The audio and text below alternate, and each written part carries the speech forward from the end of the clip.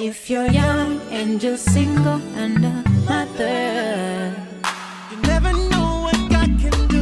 but you better believe you can make it through it. Stand up tall and pay your dues. This is YSM. Hello, welcome to Young Single Mothers. I'm your host Yolanda, and it's such a pleasure to be here. So we are diving in to this book that I spoke about a few weeks ago. I got to speak at the book launch, which was an amazing experience. And I think I said when I first spoke about it that this feels like a manual. Like you can just flip through to the chapter that you feel is most relevant to you at that specific time, and it's just absolutely going to bless you. So I am skipping through to chapter 10, and guess what it's called? Single parenting. How convenient. So I want to go into just a few items and just discuss a few of the points that are raised in this book. I think the general idea that we normally have is that when a child is being raised by a single parent, they are automatically in the negative. Thoughts that surround this are that the child will probably not perform well in school, have difficulty in the workplace, and just generally not have the best start to life. I'm not going to refute it in the sense that I do know that God created this particular life, what can I call it? Life, not life role per se, but just the family unit. God's purpose and idea around it was that there would be mom and dad.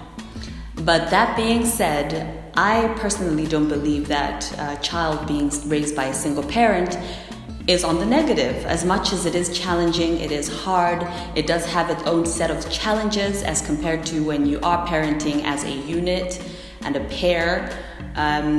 There are different things that you go through as a single parent, whether you be a mom, whether you be a dad, that likelihoods are that people who are parenting in a pair do not go through. So, point number 1.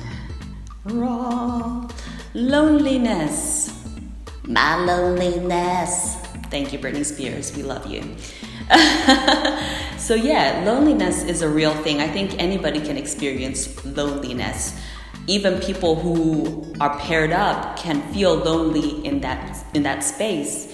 But let's talk about the loneliness of being a single parent and what that can involve and how that could look. I know it looks different for everyone.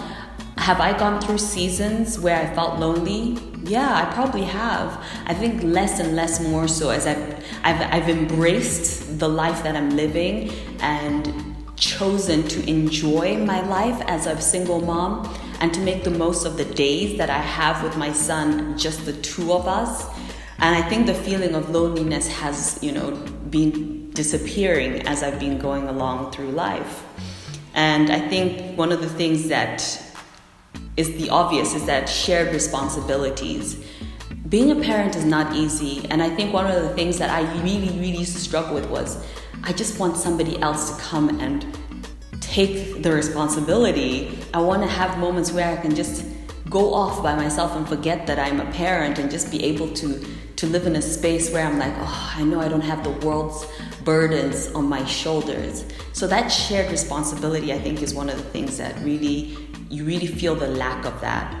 But let's get back to loneliness. I think in the same breath of shared responsibilities, there's the issue of having a shoulder to lean on. And I think as a single mom, I think other single moms can agree that you're sitting there and you're feeling like, man, I just want a hug. I just want somebody to hug me right now. And I just want to break down because I'm tired and I'm exhausted and I just feel like I can't go on. Especially, I think in the times when, they're still a baby and they're crying and you're doing everything you can that's in your power to do. You've fed them, you've changed their diaper, and you're like, but what? What is it? Why won't you stop crying?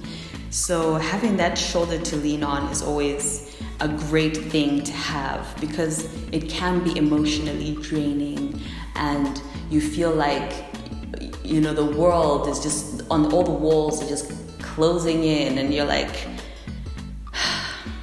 all right, let's start again. It's just that feeling of, man, I just feel very burdened.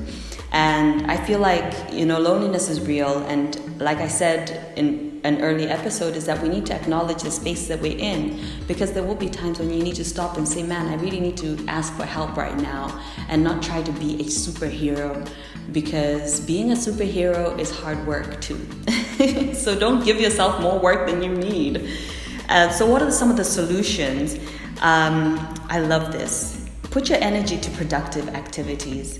As much as it can be overwhelming, you feel like, because you're the only one in that child's life, and you feel like, I have to pour all my energy and all that I have into my baby or my babies, depending on how many you have, and you forget to take care of you. You need to get involved in activities that allow you to have that space where you can just be yourself. You can be able to let off the steam. Even, I know one of the things, and this might be too much information, I love waxing. For me, going for a wax is like one of my favorite things to do. I come out of there feeling lighter and as if the world has just taken on a whole new look.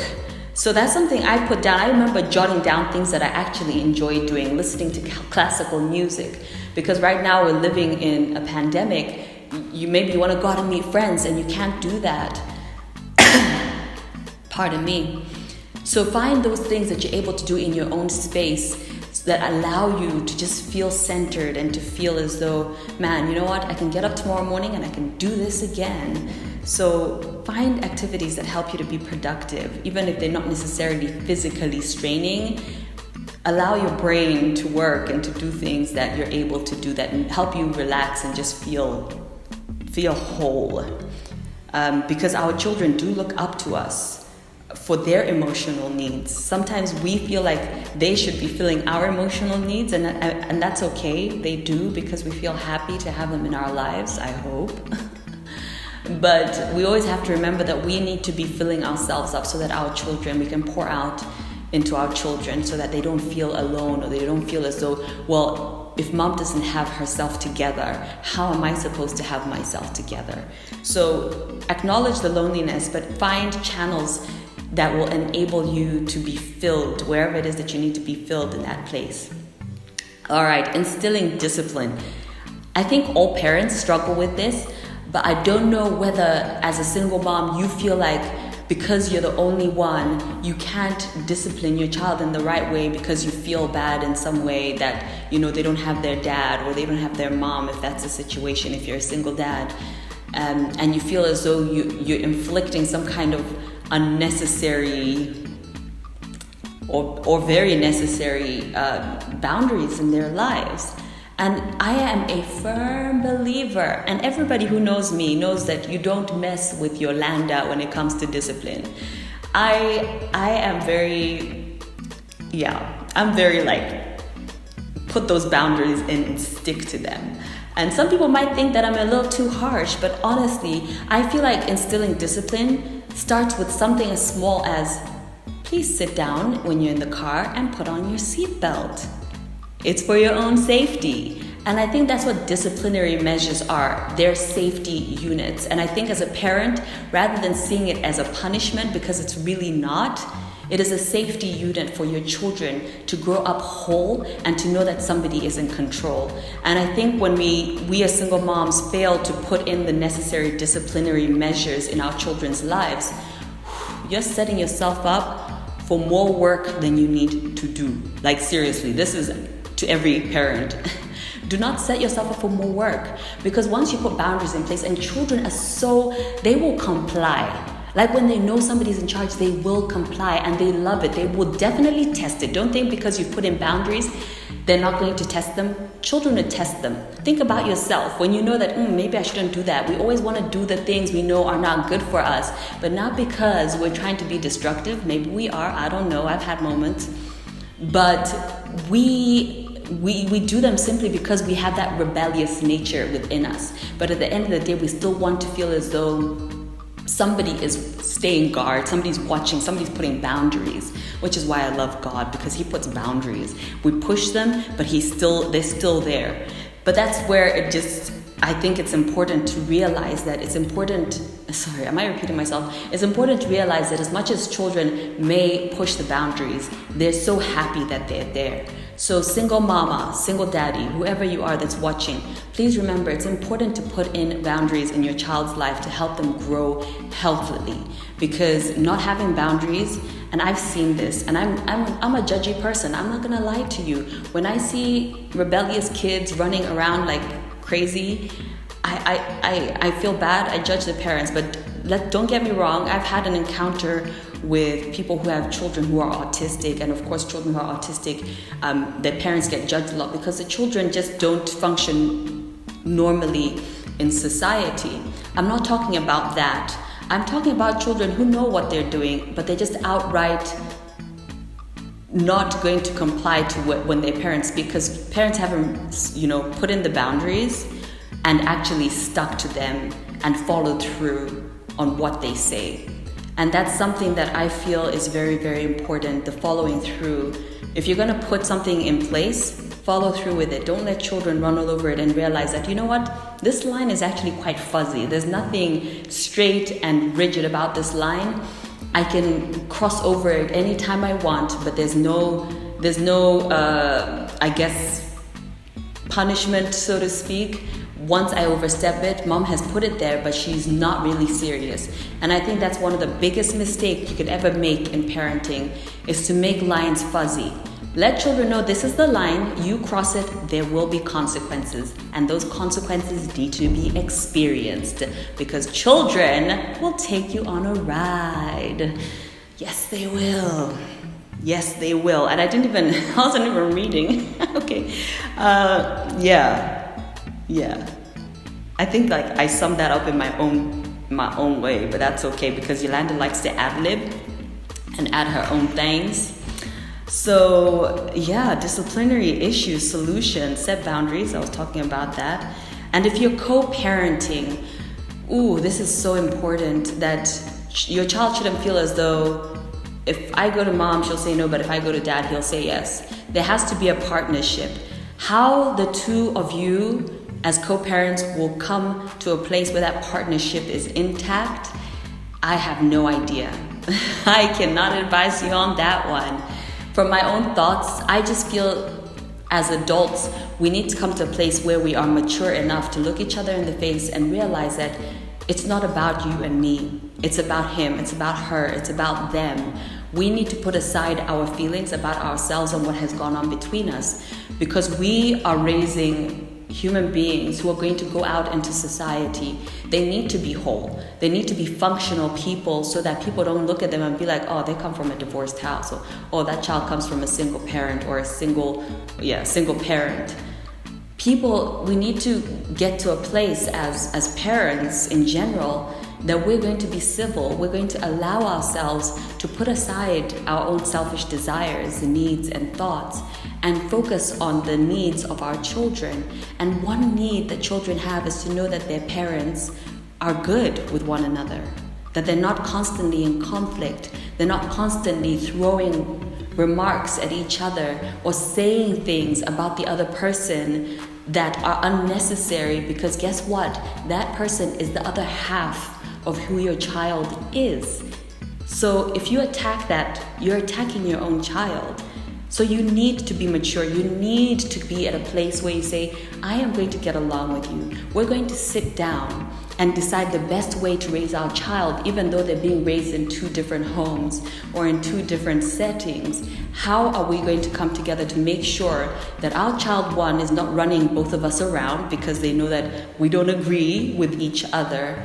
And how we're going to make sure that we have disciplinary measures and boundaries in place that you follow, I follow, we do this together, and our child knows that, okay, there's security here. And they feel that security and they grow with that security. And guess what? It helps them, it boosts their self-esteem and their confidence as they step out into the world, because they know who they are. Because mama and daddy decided they were going to be grown up, mature people that will help their child know who that person is, who they are. and that helps them function better in society. You will be amazed at how a child being raised in a single parent home or in a home of divorced parents is able to flourish and to go against the expectations of society when it comes to children who are being raised by a single parent or by divorced parents. They will be amazed because it is so possible. It is possible for a child to be the complete opposite of, the child who isn't able to function in school because they're being raised by a single parent, or they have difficulty when they grow up in workplaces, or all those other negatives that are expected. We can go against that and make a huge difference.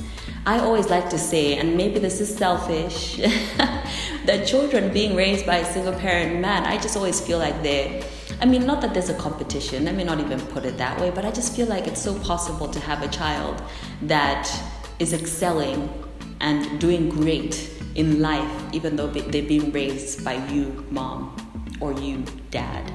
It is very possible. You can make a difference when you decide to, one, acknowledge where you're at, be able to give yourself things that allow you to still be normal, to still be you, and to still be able to live in a life where you're not constantly feeling like anxiety and pressure to perform as a single parent, and also just, tackling the issues of any guilt you might be feeling in order to instill proper discipline and boundaries in your child's life. You can make the biggest difference. So, y'all, it has been a blessing as always. I love getting to just talk out and encourage everyone, whether you be a single mom or not, because these are the issues of life. This is what we're discussing, the issues of life. So go out there and just kill it. Go out there and kill it. Deal with yourself, and you'll be amazed at how being a parent, your parenting life, just transforms completely.